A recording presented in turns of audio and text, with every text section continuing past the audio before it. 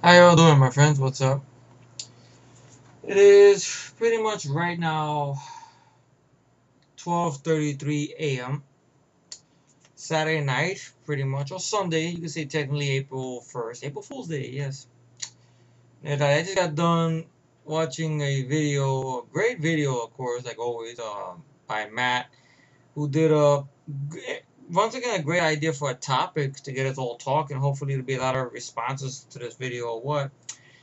He came up with something called films that you used to love but now you hate, and films you used to hate but now love. Interesting enough, right? So it'll be a strange title if I put it there and then put inside vice versa or whatever. So I have here 8 films that I wrote down here that I used to hate but now enjoy. Or maybe the films on this list here, they were not hated, but at times I used to take them for granted, or I didn't appreciate them at a young age. But now, the older I am, I understand them. I appreciate these films a lot now. I don't take them for granted no more and stuff. Then because there were other films also I flat out hate that were in this list, but now I could watch, I could tolerate. Then I have 10 films, actually 11 films here that I used to enjoy, but now no fucking more for one reason or another. Let me just write something else down over here.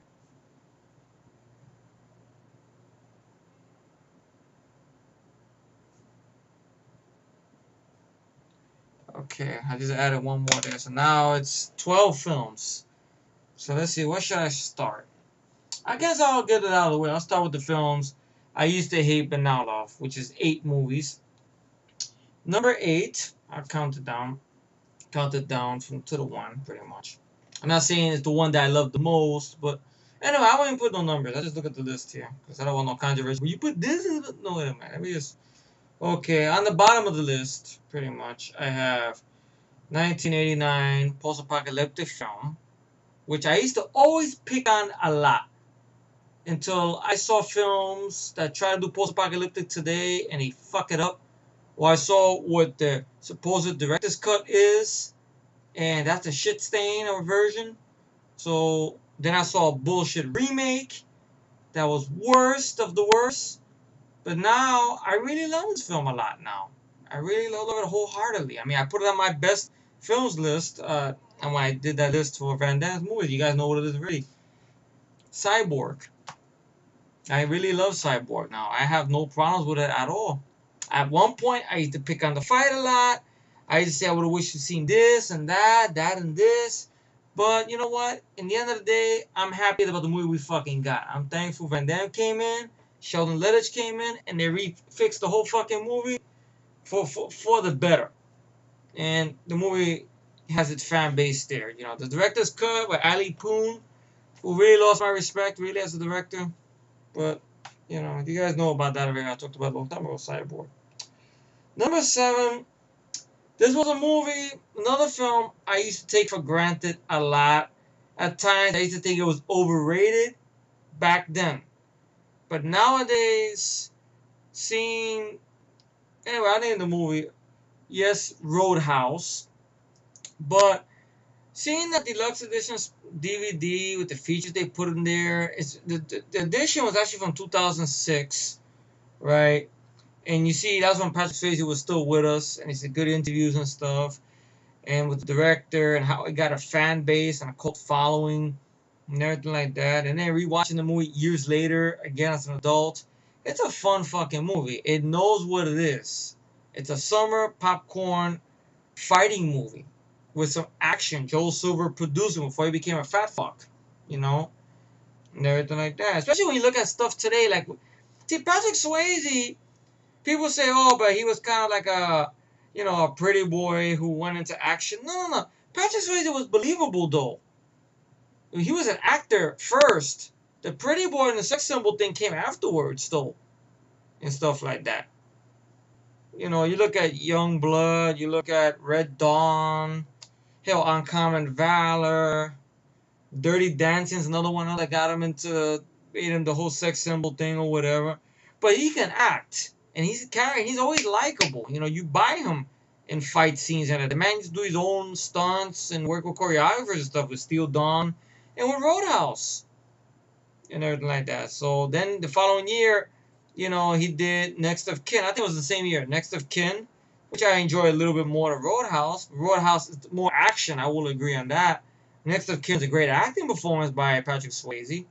You know, with Adam Baldwin and Liam Neeson. Very good fucking movie. I think I re-uploaded that review. I'm not sure. That's when I zoomed in the camera too close to my face, fucking with the camera angles.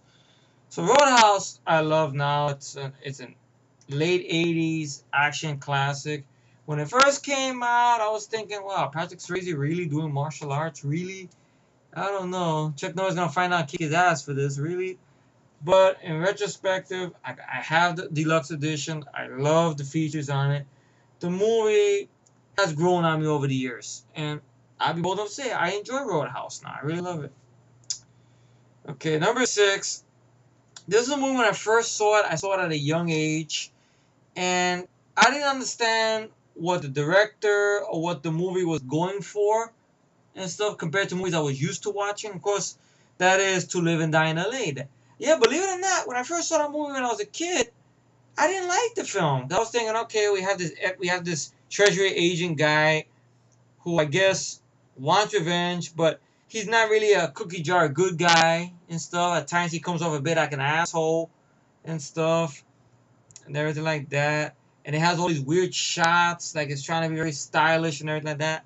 So it never got me. And I see, okay, it's bloody and stuff, and then okay, the guy dies in the end and stuff. But then when I seen it as an adult, once again, that's a movie that got a good DVD that made the movie. You look at the movie in a different perspective, and I see what they were going for. And I don't have that DVD, unfortunately. I had it at one point, but it's missing. It's gone. Not from my collection, or from my mom's collection. It's gone. But I saw it as an adult, and I really enjoyed the film and stuff. Really liked it. William Peterson was great as a lead. I know what the point of the story is. You know, you become what you're hunting. That's basically the moral of the story, I guess. You know, that this character, William Peterson, is so hungry, so unstable for revenge. He's becoming what he's hunting down. As almost as ruthless as William Dafoe's character. And to a point, his obsession gets him killed. And yes, okay, John Pankow comes in and, you know, ends up killing William Dafoe, fine. And at some point, John Pankow sort of turns into the William Peterson character. So it's a very, like, you know, I guess an asshole begets an asshole, but it's still a great film. Practical effects, great pace. I saw it against an adult, and you know, very good movie. Good song, good music by Wing Chun. Dun, dun, dun, dun, dun, dun, dun, dun, dun, dun, dun, dun. William Dafoe's a good bad guy and stuff. So I really love To Live and Die in LA now. And when I was a kid, I was so used to watching Rambo for the Part 2 and RoboCop and all these other films, which I still love those films, by the way, but I didn't appreciate it that much. Especially when you look at the shitty movies now. Like, if they did To Live and Die in LA now, watch it be a 2-hour epic.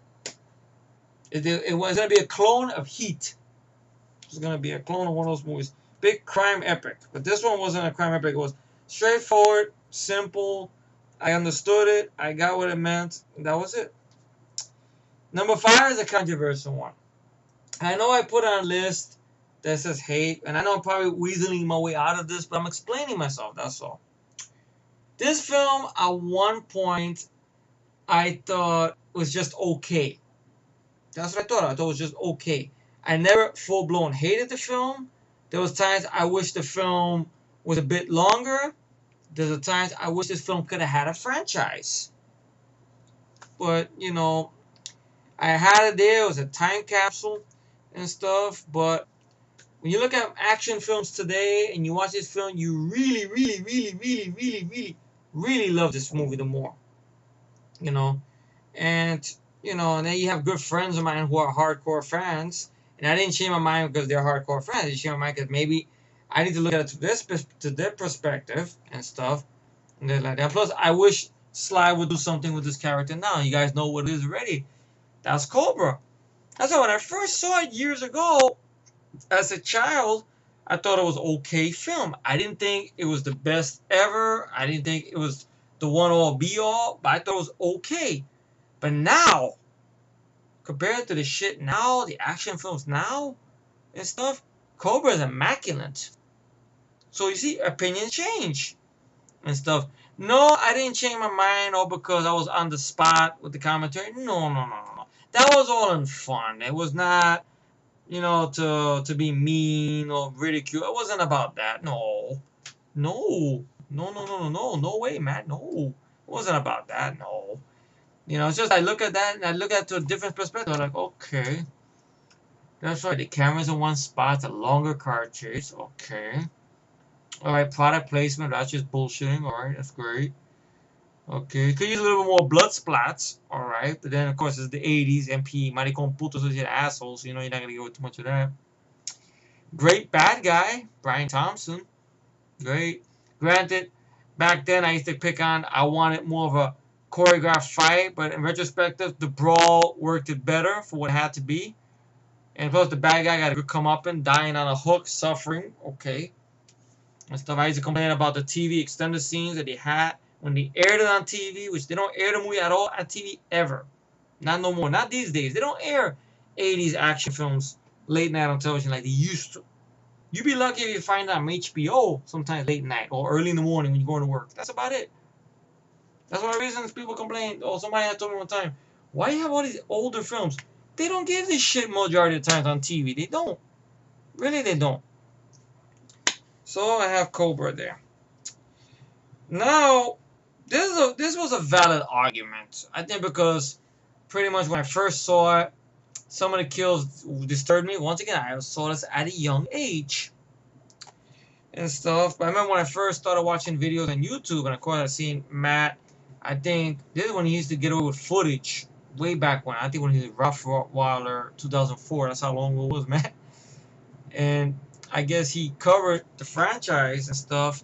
And then he explained what he liked about the film. I was like, wait a minute, I haven't seen it in years. Maybe it was something I missed the first time out. Okay. And stuff. And then I remember when I saw that documentary. And of course, that is Friday the 13th Part 5, A New Beginning.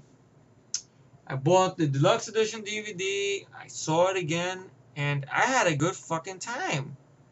I mean, is it as good as Part 6 and 7? No. Is it, you know, as good as Part 4?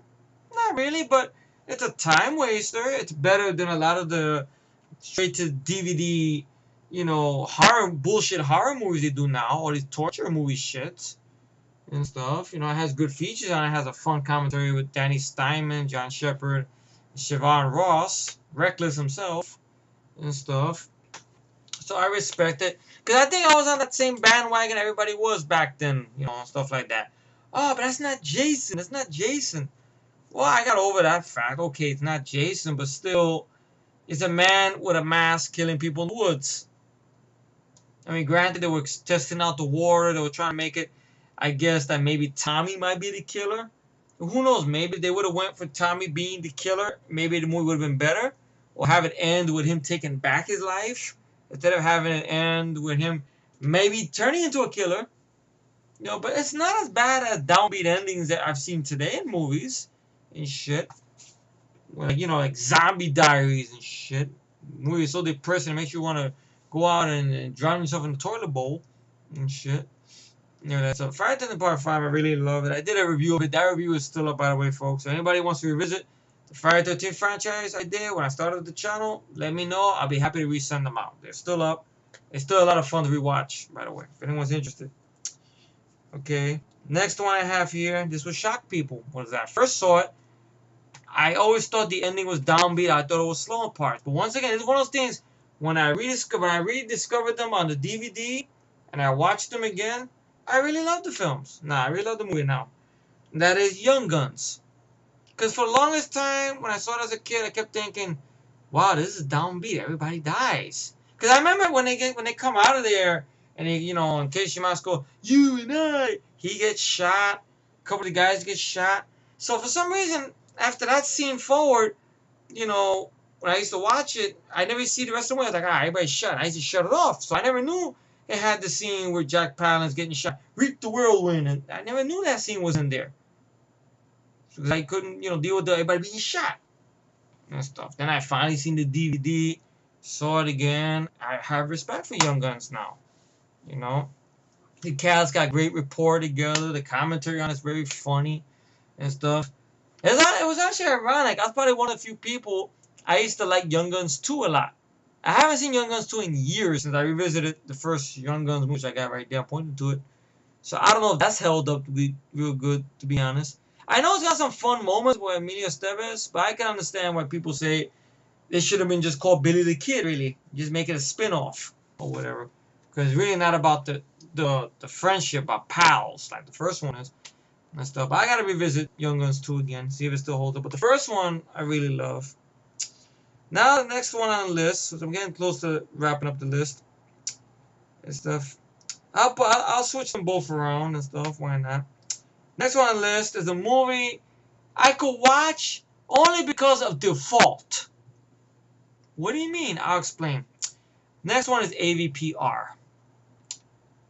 It was a movie. Now, my relationship with the AVP films are this. I saw the 2004 film in the big screen. When I first saw it, I was trying to psych myself. I said, wow, the Predator and the Alien, the fights, wow, wow, wow. Then I got it on DVD. Okay, wow, wow, wow. Then the third time around, oh, wow, this is kind of long. When does the Predator come in? I actually forgot when the Predator comes in. Then when the Predator and the Alien fight, okay. Then you have human characters. Well, boring. Okay. So then I didn't watch AVP first one anymore. Then I heard AVPR is coming out. R rating. They're going to go back to the horror movie vibe to it. It's going to be on Earth again, but this time in a fucking town. I was like, alright. You see the trailers with the girl with the 50 caliber, which is not in the fucking movie at all. And everything like that. I saw it on the big screen. Okay. At times, it's violent. Okay, you got the splats and stuff. But, horrible cast. I couldn't defend that back then. Granted, it's a faster pace. The Predator has problem aiming, right? The Predator suit looks terrible. The end fight in the ends with the Alien could have looked better, to be honest. And everything like that. And then the whole thing, the ending with, you know, regarding how, I guess, Robert Joyce's character finds the Predator plasma pistol and gives it to Mrs. Yutani. Oh, the world's not ready for this. But what the fuck does that mean?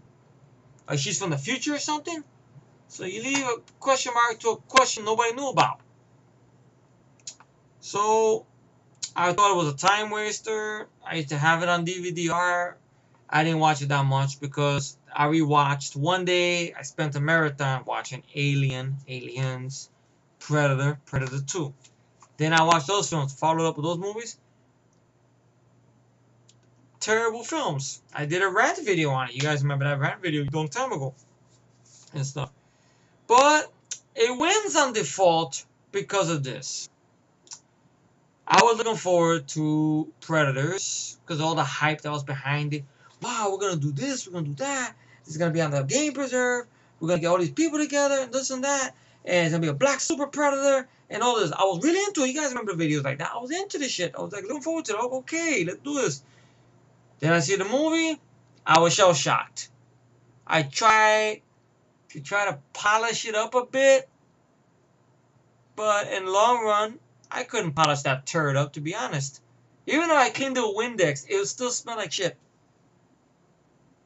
And, you know, people say, oh, maybe because I saw it in bad quality. I revisited it with Matt a couple of months ago. Right? On better quality. The movie still sucks. But you give it on cable, I avoid it like the plague. And then I revisited AVPR and stuff. The DVD has some good commentaries on it. You have a commentary with the Strauss Brothers. For the longest time, I was always blaming the Strauss Brothers for AVPR. I don't blame them anymore for AVPR because I seen Skyline. I agree. These guys do have talent. After seeing Skyline, these guys should get a chance to direct and write more. I can't hold them responsible for how AVPR turned out, especially when you learn about how they had other stuff in the script, stuff that was filmed but never shown. Even the other commentators like Alec Gillis, Tom Mucho Jr., they mention stuff about an alternate ending or an alternate version We had the scene you see in the fucking trailer of the girl with 50 caliber. Who knows? That could have been maybe a firefight with the aliens and the Predator. Who knows? And stuff. But at the end of the day, the producer said, nah, let's go with this other ending. We'll leave everybody fucking confused. And shit. So I could watch AVPR for whenever Predator and the aliens are clashing with each other. That's about it. It's kind of like the way they do with the Godzilla films back in the day. The human characters are not the reason people watch those movies. I hate to break it to you folks. It's Godzilla fucking up some other monsters. And that's what they did for the AVPR films. Especially for the second one. They put some splats in between there, some practical, but granted, it's dark and stuff. The Predator's aiming, but at least the Predator has his weapons. You know, he's got his blade, he has his plasma pistol, he's got his spear. He doesn't look good, though. He looks horrible, but he looks at least more possible than the fucking Black Super Predator, in my humble opinion. But the Predator and Predator 2 fucks them all up, and I'll keep saying that to the day I die. I will say that. So AVPR wins on default. AVP1, once again for the fight scenes, but in the end of the day, really, if those films get hated on, they deserve it, though. I'm not going to put them as their number one, no. Because I played the video games. I've seen the AVP3 video game, the latest one. That, to me, that plotline in that AVP3 video game, that should have been the movie we got. Now, I know the Strauss brothers, they had plans to take it back into space and to give everybody, I guess, a better, a more definitive one, but the studio decided to pull the plug on it, just going to go with another sequel, which is, in translation, a remake. That's what Predators is, a remake. Like I said before in the past, cut out that scene where Alice Braga is talking about Arnold. It's basically a rehash. That's it. It's just the Predator has no toys and they're pussies, pretty much. Ridiculous. With Adrian Big Nose Brody with his fucking cartoon muscles. Fuck out of here. So AVPR wins on default. It's not the best of. It's not the one all be all.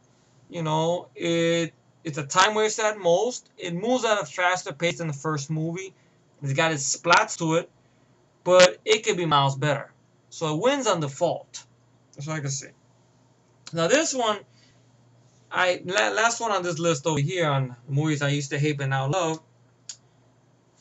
I had a problem with something the character did and stuff like that, and I just it didn't add up and stuff. And of course, and then I revisited it sometime last year with Matt to the point where I made a DVD-R. I watch it as a time waster. It's a good fucking action movie. And that movie is Universal Soldier: The Return. Underrated sequel, my humble opinion. Very underrated. I think I had it on my underrated movies list. You guys remember. So, and that movie consistently still gets hate. It got a low bullshit mark on IMDb. It's not as good as the original one, I would admit that, but it's entertaining. It's fast paced. Van Damme is having a good time. You know, it's not a 2-hour movie. Van Damme's character in this movie is happy. He's full of life, energy. He's cracking a smile and stuff like that. He's making jokes. What do you mean? What do you mean help me? Last thing you helped me, you tried to get me fried. What do you mean? No, stuff like that. Oh no, hey, you want to go back in there? Look, we put you back in the enhancements against stuff. No, sorry. Been there, done that. You know, he's having a good time. You know, I want Van Damme to have a good time in a movie again. That's probably the last time we see him. Not really the last time, because he did The Order. The Order is another fun one, which I'd love to revisit again. I think these are sort of cold. So I don't want to turn into an ice cube.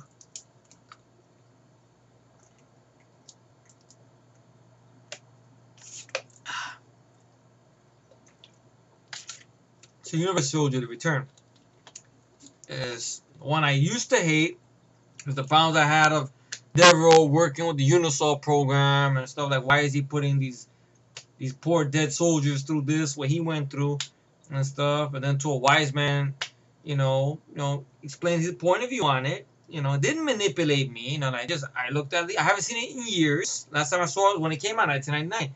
So you figured almost 10 years. You know, people could change. If I can change, And you can change. Everybody could change. Yeah, you remember that from Rocky 4? I always want to do that. Why not? So, those are the movies that I used to hate but now love. And I got to turn on the fan. I'm sweating. Now, I'm going to do some yelling. Not that much yelling because it's 1 o'clock in the morning. But movies I used to love, but now I don't deal with them no more. Anymore. Pretty much. I'll start at the last one on the list. RoboCop 3.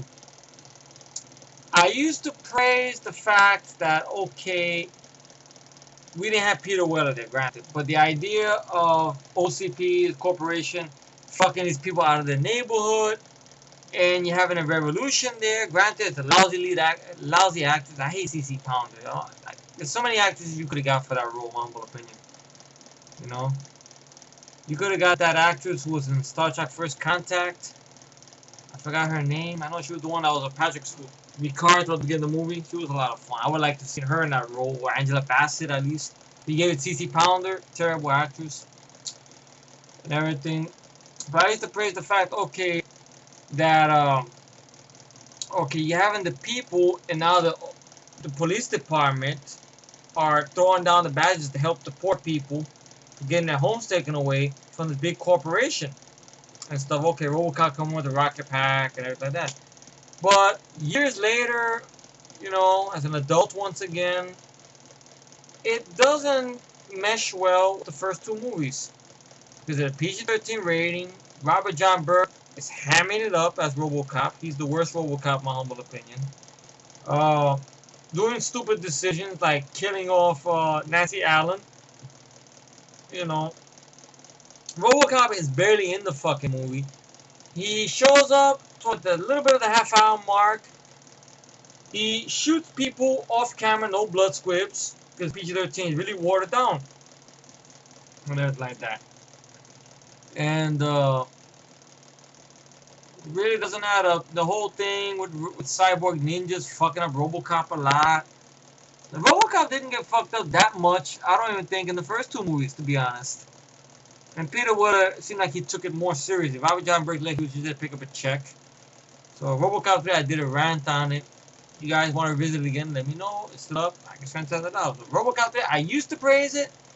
I have a DVD-R in that little set, that trilogy set there. I don't know, maybe I'll fling it out or something. I don't remember if I did fling it out in that video or what. Or maybe I'll wait till I get the newer DVD of the first movie that had that new features on it. If that's a 1 disc or 2 disc, maybe I'll put it in there in that spot or whatever. Something like that. I'll figure something out. So RoboCop 3. Now, people will be shocked when I mention this, because at one point, when I first saw it, I could watch it, I could deal with it. But the older I got, I don't want it in my collection. And I revisited it once again a couple of months ago, which me and the fellas did something for that. But I don't know if it would ever be uploaded because of Paramount and shit. This one, of course, is very disappointing sequel. A year of disappointing sequels, of course. Friday the 13th Part 8, Jason Takes Canada. Really boring. Jason teleporting. Granted, you got Kane Hodder as Jason. Okay, he fucks up Ken Kirsinger. But the lead girl was terrible. The lead guy, I give two fucks about. The kills did nothing for me. Jason looks like a giant booger with a hockey mask. I still don't like that scene at all. I know my friends love that scene where he's in Times Square and he kicks the fucking boombox, and you know, and the kids going, "You dead meat slime bag," and that just doesn't feel like what Jason would do. Just, and it doesn't. I don't know. It just doesn't. To me, it doesn't feel like it. I know some will disagree, but it's all right. That's what the opinions are for. It's all right. I thought that was out of place there and stuff. And Jason teleporting like he's Sam Beckett from Quantum Leap. No, it makes no sense. So, Jason Takes Canada. Now, there's another one, which I've been waiting to yell about for a while and stuff, is Alien Resurrection. Now, you guys know for the fact I hated Alien 3 when I first saw it. I still hate Alien 3. But I used to sort of defend Resurrection a lot. Because I thought, at least, okay, alright. Ripley's back, alright. This and that. Okay, Ron Perlman, I used to always defend a lot, alright. But then, when I heard about that William Gibson script and I read the screenplay, I did that video, which that's still up. You guys want to revisit it? Let me know. I can resend it. And hearing all these backstories about Sigourney Weaver and stuff like that. And the more I watch Aliens and Alien Resurrection is a shit stain. Maybe more evident, worse than Alien 3 at times, because what it does is it makes Ripley's sacrifice in Alien 3 useless. Because here comes Sigourney Weaver. I want to be over with this character. I want to find different stuff, do other things, move on to other things. That's it. Put this character to bed. And no guns, because I don't like guns. And yes, we're going to kill off Newton Hicks. That's right. For the character, just to put a bed to the whole thing. That's it. So that was it. She did that.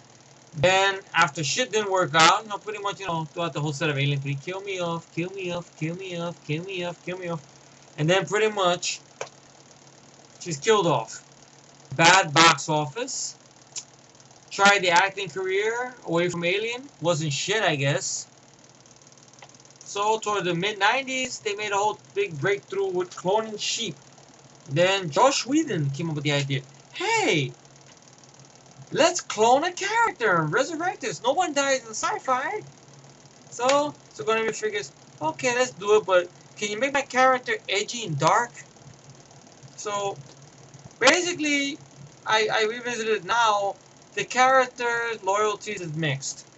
Even no matter the time I watch the film and I know the ending, there are times you still don't know what's really in the clone's head. I can't call that Ripley anymore, to be honest. Ron Perlman is there, but he can't rescue the film. Granted, they didn't kill him off and stuff. He had some memorable quotes in the film. Like, Sigourney Weaver comes out of nowhere, which feels like it's forced. Who do I have to fuck to get off this boat? And then he comes out, I get you off, I know what boat though. But that's not enough to give it a pass, really. Winona Ryder, horrible android performance I've ever seen. People complain about Kristanna Loken, and I've seen comments, not on my videos, but on others, like on other parts on YouTube. People, believe it or not, they bash Summer Glau as the Terminator. Oh, she can act. You want to see someone play a female robot in a bad way? Winona Ryder does that. In a bad way. Really. That's a bad performance, in my humble opinion. Kristanna Loken, well, for what she had to do, she's there. Summer Glau had better material to work with. That's why she's my favorite Terminator and stuff. But Winona Ryder as Call, a boring character, really. At times, it kind of looks like that the clone Ripley looks like she has a kind of thing for Winona Ryder. It's kind of weird. Like, you get a weird sort of vibe I get between them. I don't know why and stuff. Strange and stuff. You got CGI aliens, which is Jimmy's favorite, CGI aliens. I'm going to get to them later, watch. But, Alien 4 doesn't hold up. When I started doing DVDRs of the movies and stuff like that, I didn't want to do the third one, obviously. I was thinking about, let me get 4. For some reason or other, I couldn't bring myself to get Alien Resurrection. Because I heard the documentary on DVD for Resurrection was horrible. The commentary is bullshit. And everything like that. So, looking at that, learning the backstory about Alien Resurrection and why they did it and this and that, it didn't make me like the film anymore. So, I looked down on Alien Resurrection, and the words are mad. If they get the lousy, newborn, chupacabra-eating motherfucker, chupacabra, it's killing it through the airlock again. And all stuff like that, but it lost points to me over the years. It really has. That's why Resurrection, at times, is just as bad as Alien 3 now, to me. Granted. Granted, you bring a clone back of Ripley, but that's not the same woman that went into the nest. That's not the same woman that went back for her pussy cat. That's not the same woman, same character.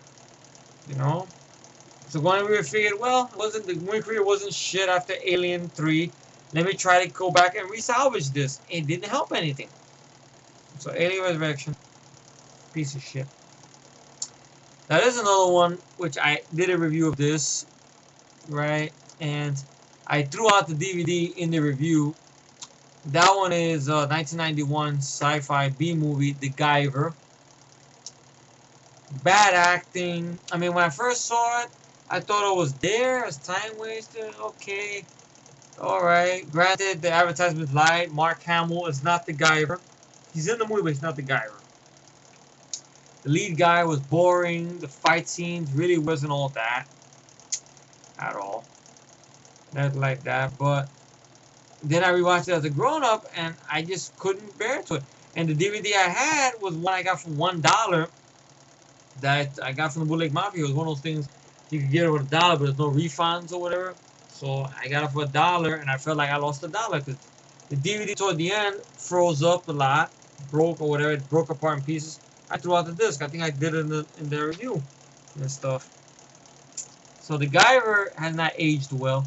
The movie, which they refer to as a sequel, to me, that's I got it here. There it was right there. Guyver 2.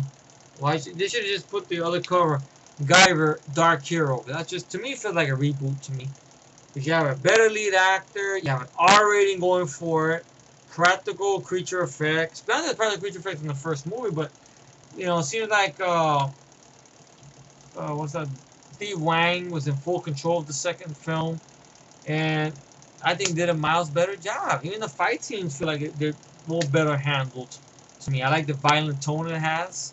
It feels like a violent version of a Masked Rider or Power Rangers movie, almost, and stuff. So I really like Guyver Dark Hero and stuff. But the first film, it's just a missed opportunity and stuff like that. Very bad. Yeah, Screaming Mad George there and stuff, taking over production, contradicting Steve Wang here. This one, they left him alone. So, first guy who kiss my fucking ass. And then the next one here is a review. I think I have the review. I don't know if I'll re-upload it or not. I don't think I'll probably do it though, because my opinion has horribly changed on this movie. You know, I first saw it in the theater. It was a good time in the theater, but some movies, they don't last well with second viewings or third viewings or whatever and stuff. Especially when you see another movie that's way better than it and is not even close to. And what it is basically is the A-Team. Wow, but you were more positive on your review. That was 2010 or 2012. A lot happened in 2 years. So they gave it on cable. I can see. I grew up with the A-Team. I mean, I've said it before. I said it again. Liam Neeson, Shanton Copley.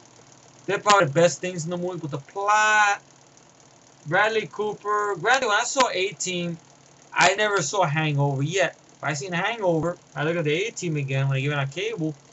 It's basically almost the same fucking character. I don't think he's playing the face man. The more I think about it. Rampage Jackson, horrible choice for B.A. Baracus. You could have got Ving Rhames. You could have got The Rock. Hell, Terry Crews even would have been a great B.A. But no, that didn't come with that. You have a plot that's basically close to the last season, which basically the A-Team is doing Mission Impossible type of stuff, not helping regular people. Until the movie ends with that premise. Whenever you have a trouble, wherever you go to, you count on the A-Team and stuff. But the movie bombed horribly and stuff to a point, I guess, that the studio, essentially fuckface, decided they were not gonna do a follow-up or whatever. I don't even think they even want to do a reboot, so maybe that's for the better, because they have control of the franchise, of the rights to it. You can safe to say they're never gonna get it right. But then I saw The Losers. Losers, I saw it on a link. I never forget. Jason vs. 13, you sent me that link. Thank you so much for that. I do want to get it on DVD because I heard it has a good commentary track with the director, I think the writer and stuff. Talks about his plans they have for the film and everything. Now that movie there, those group of guys there, Clay, Jensen, Roke, the guy who played the sniper, Pooch, or even Zoe Saldana when she was in the film, they have rapport, you know, and the humor is edgy. You have a fun bad guy. Jason Patric was a good bad guy. Like, he was a lot of fun, you know. and everything like that. See, some stuff he improv because the character is based on a comic book too, and everything like that. I never followed the comics. Maybe I should or whatever, but I don't read comics that much, to be honest. I'd rather watch the film and stuff. But that to me is what A-Team should have been, and that's PG-13, and that's edgier. The climax in the end with the what was it, the sniper guy? I think his name was Cougar. He fires on the guy with the motorcycle. The guy flies up the motorcycle over Clay, Jeffrey D. Morgan's character, into the fucking engine of the passenger of the private jet, and everything blows up. And that's PG-13. Look at that. You get 18. You get stupid, bad editing shots, which I heard is not even fixed in the extended cut. Really, it just doesn't work. 18 to me is a disappointing film. Especially when I watched the TV series, we watched the TV series again. Those guys, I honestly think you can't do another 18 film. You really can't. I think those guys had something together, the rapport.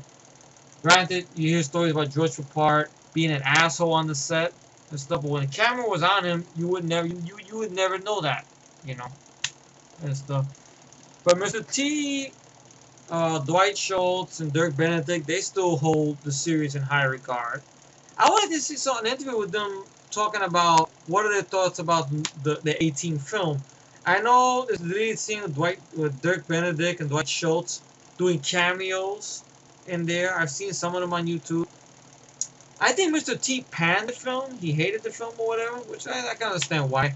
Because, you know, the new Rampage Jackson really doesn't have nothing on, you know, bad attitude Baracus, you know. This BA in this movie stands for bitch ass Baracus, in my humble opinion. Bitch ass. Really. And then his rapport with Murdoch in the movie, you measure it next to the report in the TV series, it's got nothing on it. Because I don't remember BA in the TV series when he's pissed at Murdoch bribing him with fucking food. I'm sorry, I know B.A. Baracus' character at times didn't seem that bright, but you couldn't bribe him with food, to be honest. If he's gonna fuck up Murdoch, he's gonna run after Murdoch and fuck him up. And stuff. It's just fun back and forth. I agree with Matt one time. Matt ranted on the movie. He says the rapport of Murdoch and B.A. Baracus is like Raphael and Michelangelo. Good cop, bad cop, almost. You know, it's free spirit. So I agree. That's what I thought about it. It's like, alright. But once again, he didn't influence my decision. Hell, the Expendables to me, those guys, they got better rapport than the new A-Team. Liam Neeson, and then the way they meet each other. Look at my tattoo. Look at my tattoo. You're in the army? I was in the army. Really? That's Skip Woods writing, folks. The guy who gave us Thursday, really. And there's the guy who's giving us the Wolverine film, so.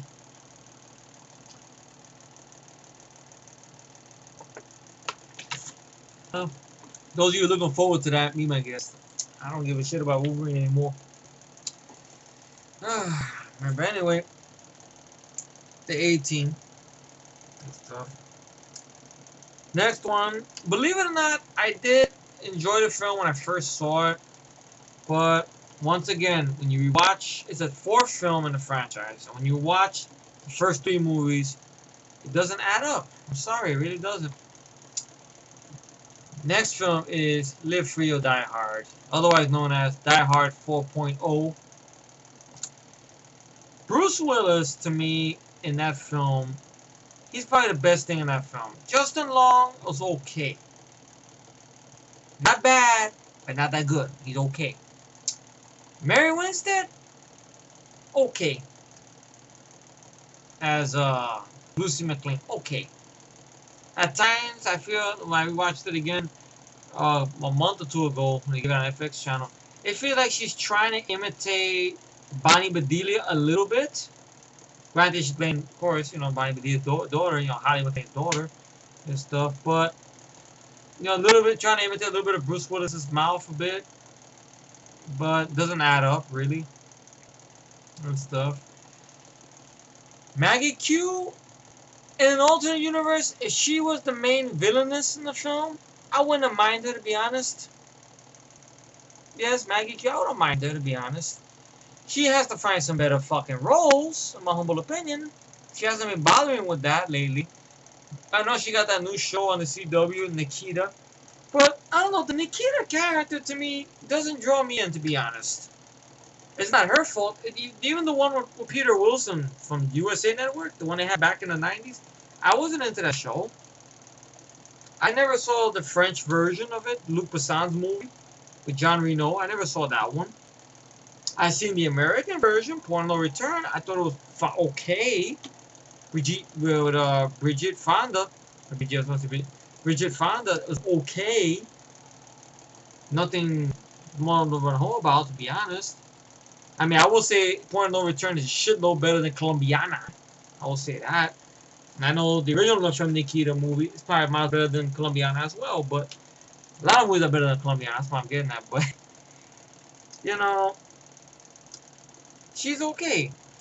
Now, my problems with that film, the more I rewatched it, the more I heard backstories about the film and stuff, how the studio tried to fuck with Bruce Willis. I know it was Kevin Smith's story, but, you know, you believe it. Like a thing about they wanted Bruce Willis to use this joke and stuff like that, and Bruce Willis kind of told them something to get him to fuck off. Oh yeah? Who's the other actor you have in mind play John McClane? Okay, now that joke is gone. That's it. And stuff like that. And stuff about Timothy Olyphant said being a bit of a dick, you know, and everything like that. Horrible villain.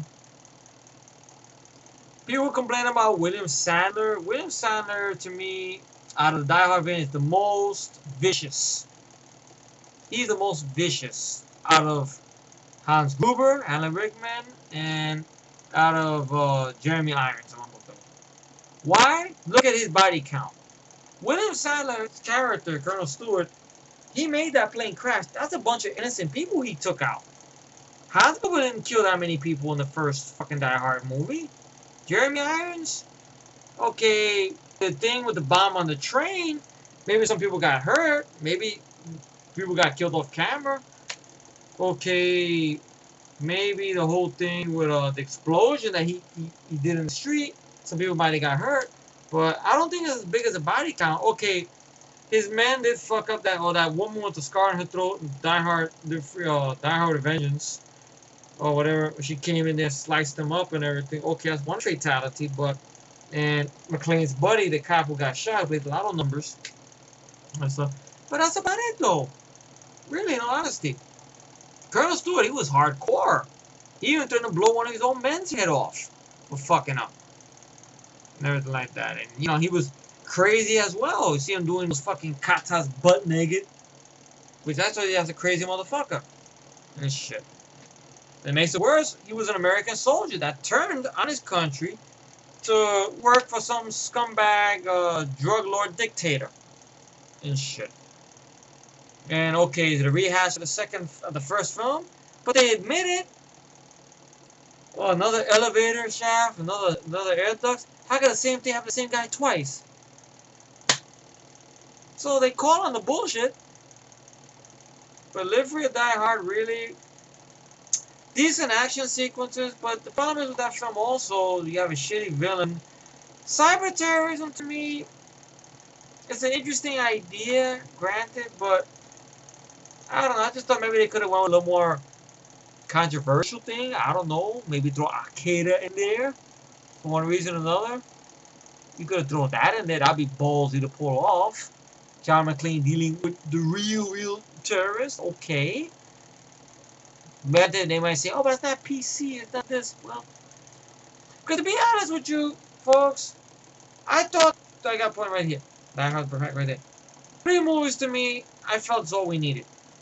I mean, it was good to see Bruce Willis come back, granted, and stuff. I saw it the first time, okay. Second time, alright. But really, in the long run, you know, Bruce Willis, he's not the problem with those films. Like I've said in the past a bunch of times, he's not the problem with those films. I hate the villain.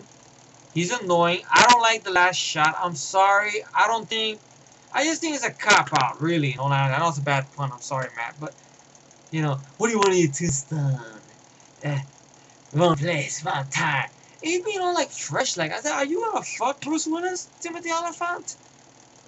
Really? And then the way he pans himself, he praises himself. Oh, I'm a superior actor.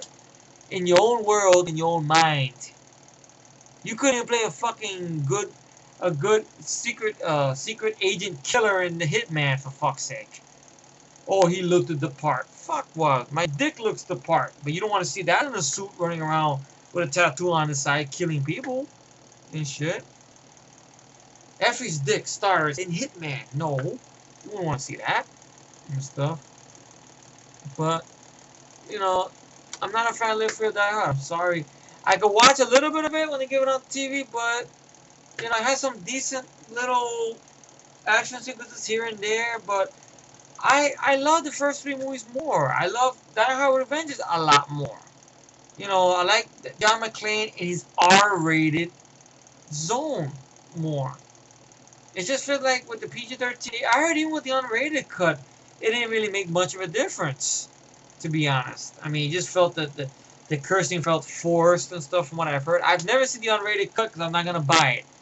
Maybe I'll find it on that site one day and try to look through the scenes or whatever, but I can't promise how much in my mind on the film. I'm really not, but I'm not a big fan of Live Free or Die Hard, really, because I didn't think we needed another one. You know, I saw it the first time, I thought, okay, but then the more I watch Die Hard with Avengers, the more I watch Die Hard 2. Of course, the first one's classic. I mean, it's just those films, the last two films, maybe the second one, gets a lot of shit. You know, I just think Die Hard 2, Die Harder is miles better than this fourth film. I'm sorry. Really, just my opinion on it.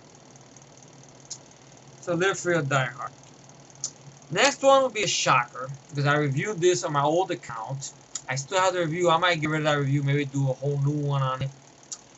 And ironically, this is getting Blu-ray with a shitload of features, really, and stuff like that. And this is 1980 vigilante flick, The Exterminator. I'll explain.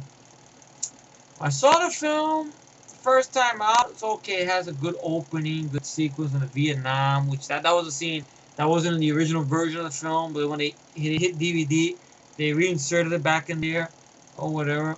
They made it back into the film, everything like that. And okay, basically, Robert Ginty is no longer with us. He's greatly missed. Vietnam veteran John Eastland. He has his buddy Steve James. Comes back to the city, stays with him. They become good friends. They get a job together. This gang tries to steal some beer where they work at. Steve James beats the shit out of the guys. Robert Ginty fucks a couple of them up. They catch Steve James in the street. It's kind of a hard scene to watch, especially if you're a fan of Steve James. But granted, it's a realistic fight. That's what they were going for. He gets jumped and beaten up and gets a rake right to his fucking back spine. He's paralyzed. And then the rest of the movie, Steve James is in attempts to kill like this. So, right off the bat, John Eastland was able to find these guys. Fucks all of them up.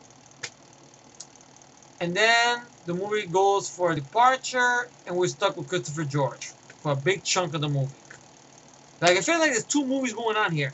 Vigilante story, John Eastland, and Christopher George, the cop, who's sort of investigating, but then it cuts away to his little relationship with this fucking nurse, which you could have just thrown that out of the whole fucking movie, to be honest, and stuff. I know the writer, I don't think, from what I heard, the writer, I think Blitzman, his name is, wasn't happy with that result. That's why with the second film, he fixed that. I enjoyed the second film more than the first one, to be honest.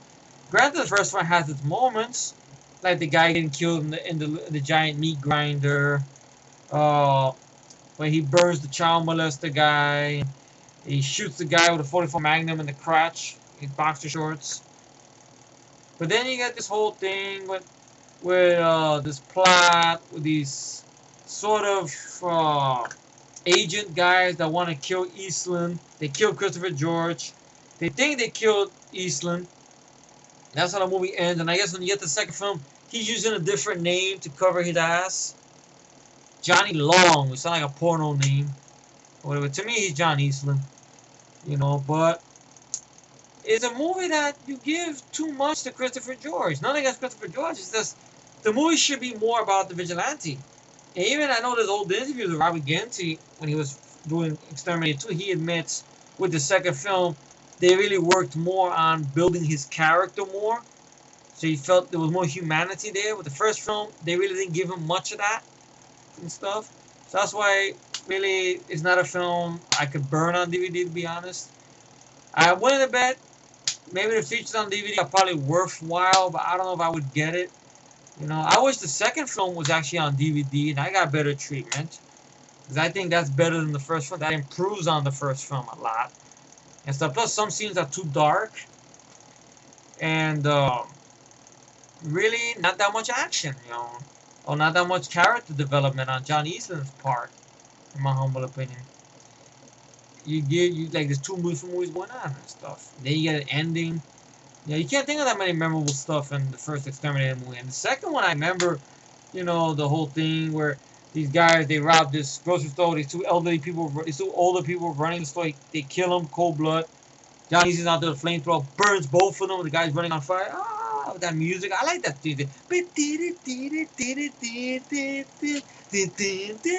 I like that music. I know Mike wasn't a fan of that score. I liked it. I liked the ending where his buddy, they make this they make this homemade, something like out of the A-Team almost, man. This fucking garbage truck with machine guns and detonators and bombs, and they fuck up the gang. Good climax. Mario Van Peebles is a memorable villain because the Exterminator, the first movie, there really was no big memorable bad guy for him to face. The people that kill, that fuck up Steve James, he fucks them up in the beginning of the film. So it's not really revenge more. It's more vigilante and exploitation and stuff. The second film, his woman gets paralyzed by them and killed and stuff. And he tries to turn the other cheek in the beginning of the film, but then he realizes he can't do that. He takes it into his own hands. And stuff. And fucks them Mario Van Peebles. So the first film, I don't know. As I first saw it, I kind of praised it, but to be honest, you know, it has its good notes to it, but I'd rather watch the second one. The second one I got in my collection, by the way. Maybe I'll review the two films again. So I go more in depth on it. But that's one reason Exterminator's in there. Here's another one. To be another shocker because I reviewed it. I kind of touched on it on action films we hate on one of the BS cast we did with the boys, the fellas, my buddies, Young Warriors. Because the anticipation for me trying to find that film, to watch it, I'm holding like a pizza, to watch it and to finally get you to see it and everything like that, and this and that and this. I saw it. I was trying to polish the turd once again and stuff like that, but then I tried to see if I could rewatch it. It had rewatchability, and once again, it's a movie I couldn't get through the second time out. Because it's too slow in parts. You know, it's not enough action, really. The trailer lies, really. The ending, I tried to defend it, and more I think about it, I can't defend that ending, really. Granted, he got it, the lead guy did get a chance to kill the guy who fucked up his sister and killed his friend or whatever. But the whole thing with violence begets violence, and him dropping a grenade, and a box full of grenades, killing himself along with his buddy, who didn't want to die, and then making the characters not being very likable, you know, threatening one of their girlfriends because they find bullets, because there was stupidly bullets around. You know, you see these guys are fraternity jagoffs doing stupid things to pledges, like shaving a guy's butt cheeks and making him grab an olive with his asshole, put it into a glass, and drink it. You know, so it's a good idea. Some young guys taking the law into their own hands to get revenge. And you took this idea and give it to somebody who knows what they're doing with it. It could work. Not today, though, because it'll be a pretentious movie and stuff. But, you know, it's a canon film that tries to be a smart movie, but really falls flat on its ass, to be honest. No, in my humble opinion.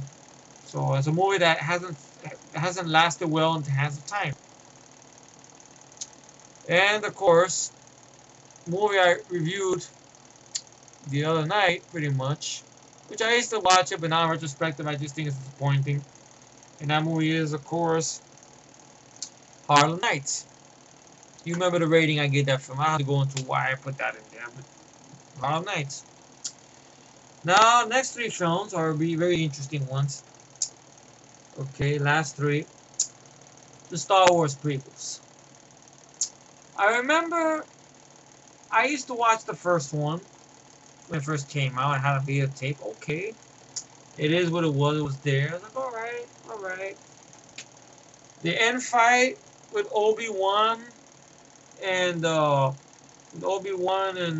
Qui-Gon fighting Darth Maul is a good fight.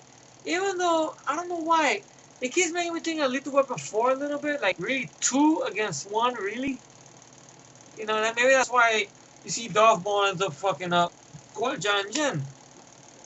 And then it becomes Ben Kenobi versus, Darth Maul. That's a good fight. And everything like that, but that's about it. Part 2, I never liked it. I'll be honest right here. I never liked the part 2. It's boring. I don't like when you hear all these things about Anakin and Obi-Wan, they were friends, they had rapport. What rapport? There's no rapport at times. Like you're gonna see in the first film, Obi-Wan Kenobi looked like he didn't even want to bother with this fucking kid. And Qui-Gon, because of Qui-Gon, he's responsible for all the damage Anakin has done in the third film. He vouched for him, he did this, he did that. He made a fuck up. Granted, he doesn't fall back to the Force, but throughout 4 fucking movies, really? Or what is it? I think it was, you gotta wait to about, I guess 3 more movies for him to realize that. Was it really Luke Skywalker that helps him do that? And then, all that nonsense, the bullshit love story really doesn't work at all. It's too long in the tooth. The climax is stupid. Okay, I admit I didn't mind Yoda fighting Christopher Lee, even though it looks like a jumping bean when he's fighting, but at least Yoda doing something at least. I mean no harm. Mm-hmm. I'll stick his lightsaber in your ass. Yes, yes, yes. I should do the whole thing like this. But right now, I must drink water. But really doesn't hold up. Episode 3, I used to protect that the most out of the prequels, but really, I hate to say we could have got that, but in all honesty, you could have just gave us sequels of the original cast, pretty much. Years later, they are stories. Stories that probably won awards a lot of fans know of. Luke Skywalker story alone. All these women he had, all these adventures he went on, it didn't just end with Return of the Jedi. Many stories. Many battles he's had. I don't know all of them by heart, but I'm sure Mario could chime in on some, or Aaron, or even Mike, I think, for that fact. Many stories with Luke Skywalker, man. Many stories. Right now it's 1:30 a.m. 1:38. Wow. Was it 1:38? Yeah, 1:38. Wow, 20 to 2, and I'm 1 hour into this. Hope you're enjoying this, man. So, stupid acting, good end fight once again, but sometimes it takes more than end fights to make a Star Wars movie good. See, what made the original films, the originals, not the 1997 special editions, the original, the 77, the 80, the 83 trilogy, those films, great and classics, was your acting, your characters. You cared about those characters. I don't give a fuck about Ben Kenobi. Obi-Wan Kenobi. I don't give a fuck about him. At times he comes off like an asshole. I still say he's to blame for Padme's character being killed, because he sneaks on the fucking ship without her noticing. And when Anakin pretty much is doing that thing to her, he doesn't do anything to help her. So he's sort of to blame for this shit. I mean, I can't blame Ewan McGregor, because he seemed like a nice guy. And George Lucas just doesn't know how to write scripts. Lawrence Kasdan is who we have to thank for the original Star Wars films. At least for the part, at least for Empire and for Return of the Jedi, in my humble opinion. And stuff. But and fine, the whole thing with no, and then George Lucas making it worse, trying to revamp it more, putting more enhancements in that you don't need, and then taking a shit on the fans and stuff, crying about retirement and everything like that. So doing all those backstories and stuff. Jake Lloyd is not a good actor, I will admit that. Hayden Christensen, not a good actor. But personality-wise, he seems like a dick, though. So I can understand him catching flack, to be honest. Jake Lloyd, I hear about these stories about how he's been ridiculed all through his school career. A lot of Star Wars fans are blaming him for destroying that, but because granted, I heard that Lugie, during the auditions, there was this kid they read who did a better job, but for some reason, George did not want that kid. He wanted Jake Lloyd. I don't know why. I really think he didn't intend these prequels to be good movies, to be honest. He just felt they'll be cash cows. That's what they are. I used to watch the first one. I still got DVDRs, and I'll probably throw them out the window one day. Who knows, to be honest. I have the damn 1997 special editions, but I'm only holding on to those until somehow, some way, some form, I can get my hands on the 77, the 80, and the 83 trilogy, the originals. If I get those, those DVDRs out. I'll keep the bonus disc, because the bonus disc got some good shit on it. I'll keep that though, but the prequels, no. The remastered ones, no. Now they got the new Blu-ray versions with the no. That's just laughable, to be honest. It's ridiculous. So that's I don't like the Star Wars prequels. At one point, I could defend Part 3, not no more, really. Not anymore. So, then kiss my ass. Next two ones, I know Matt's gonna love these. Over here, I have 2008 film, which I know I put it in my best top 5 list. I understand this. And no, I don't have that video. That was when I had my first account. Plus, that review I did for that was when I was experimenting with the webcam camera, the older one. It looked like I was in fucking shadow. Like I was anonymous or something. Like you see in the talk shows. I was just a silhouette. Punisher Warzone. I waited so long for this movie.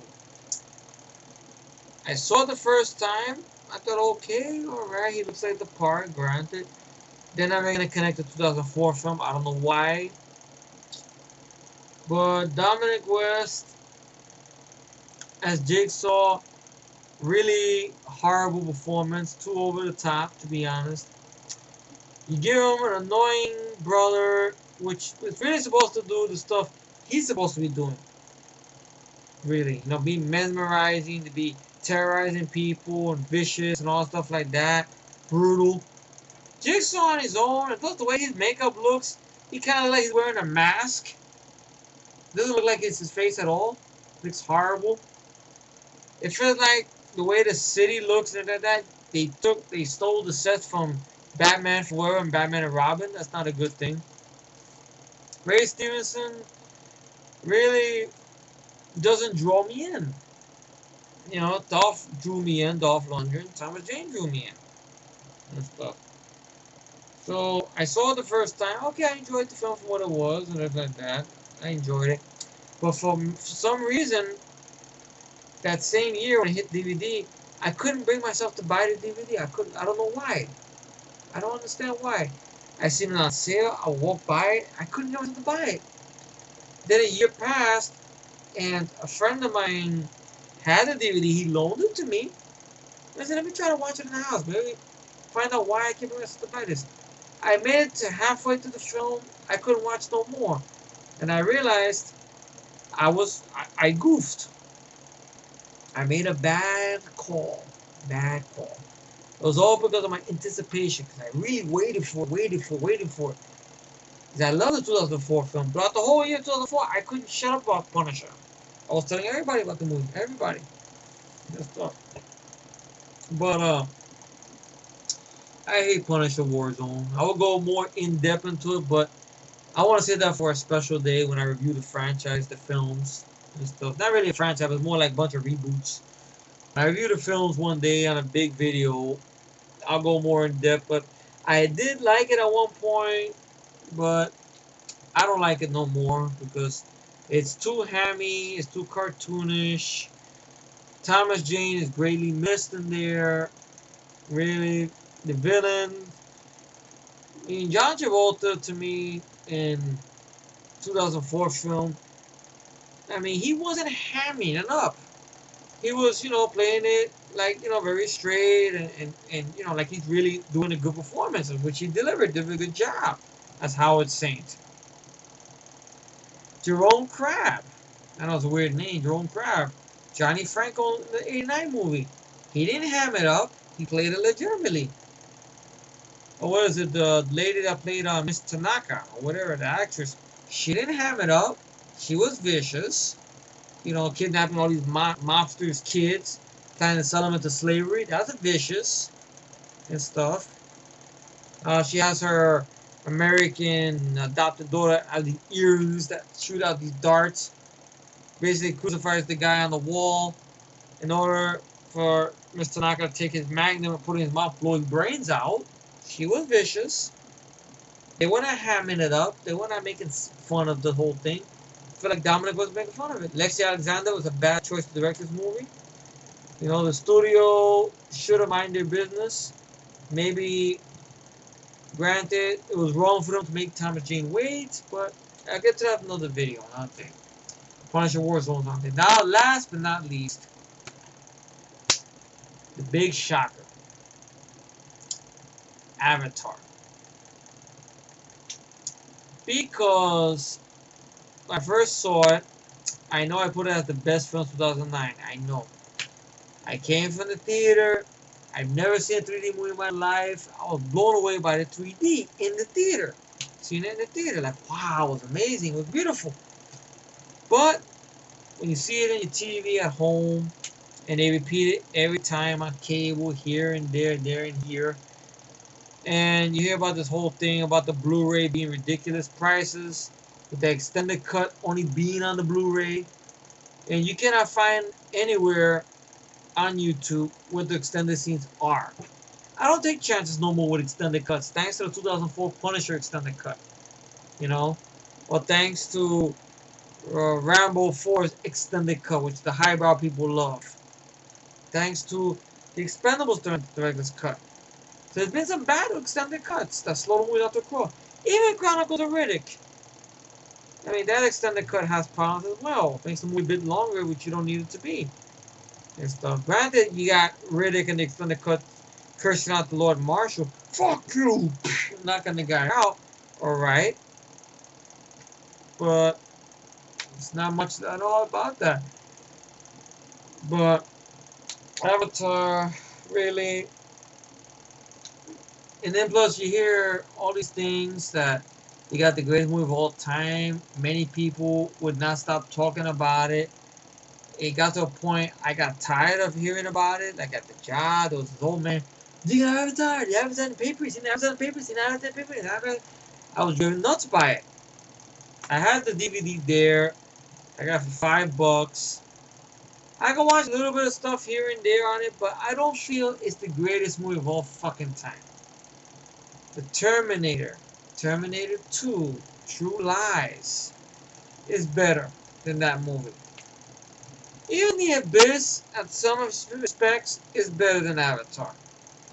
But I'm still not a fan of The Abyss. Sam Worthington, you do have to wake him up. Stephen Lang. Zoe Saldana, she's probably the best part of the movie, to be honest. The movie's a bit long in the tooth and stuff. I mean, it's got good visuals, it should, like fucking all the money it had. But it's just a fact of, this is where James Cameron lost his name and ended up with Jimmy when he started, being very, very opinionated. Like his movie is the shit that don't stick, and everything like that. That's what made me not like it that much anymore. Especially the whole thing, him picking on the people who working on Piranha 3D. Ah, that's not a really good movie. It's ridiculous. This, and that. It's just as bad as Friday the 13th Part 3. All that bullshit. And they gave him a rebuttal. Yeah, but your movie's not the greatest of all time. All that shit. And then him putting down his classics. Now, granted, somebody would say, "Oh, but it's his. He's directing the writer and stuff you want to change." And stuff. It's not what scares us. Is me mad at my friends when when Jimmy said all this stuff is because he's got Fox wrapped around his finger, or some people could say vice versa. Is that just like George Lucas? George Lucas, Fox said, "Oh yeah, sure, no problem. Come back and do enhancements on these movies. Yeah, sure, no problem. No problem. What do you want to do, George? No problem." What's to say that Jimmy doesn't have that type of pull in Fox, since he helped to make the greatest movie of all time? That he's not gonna go back and take Aliens and do enhancements to it. Give it a CGI queen with CGI aliens because he loves AVP1 so fucking much.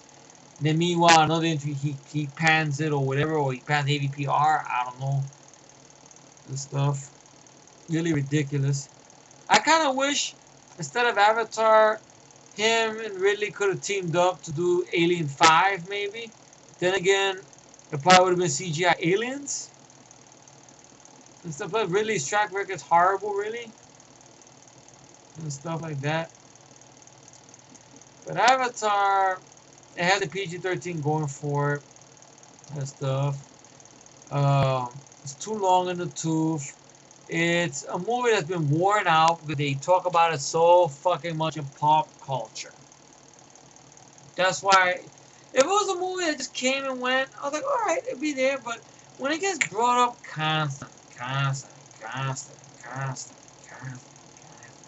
to the point where it's vomit-inducing now, then you can understand it.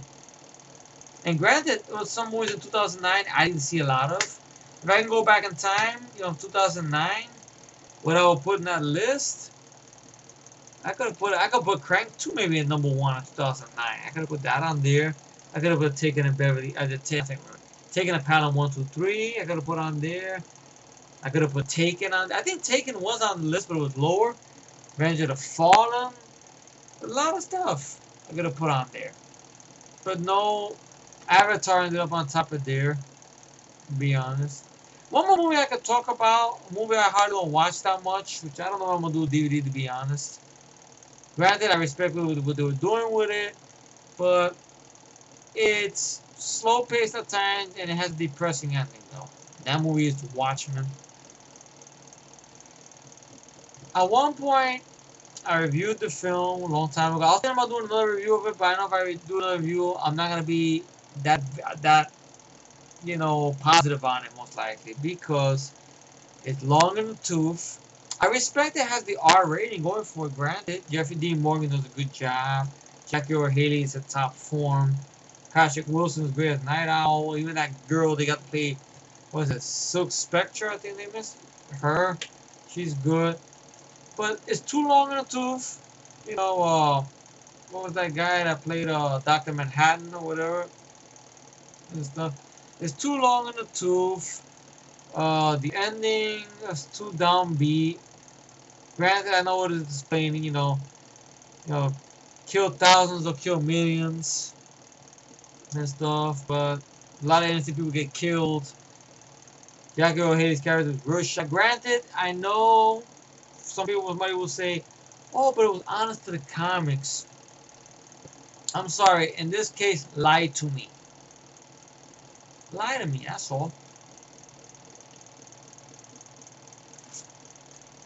Sometimes, if the source material is worthwhile and it helps, makes it the character more badass or whatever, then go for it.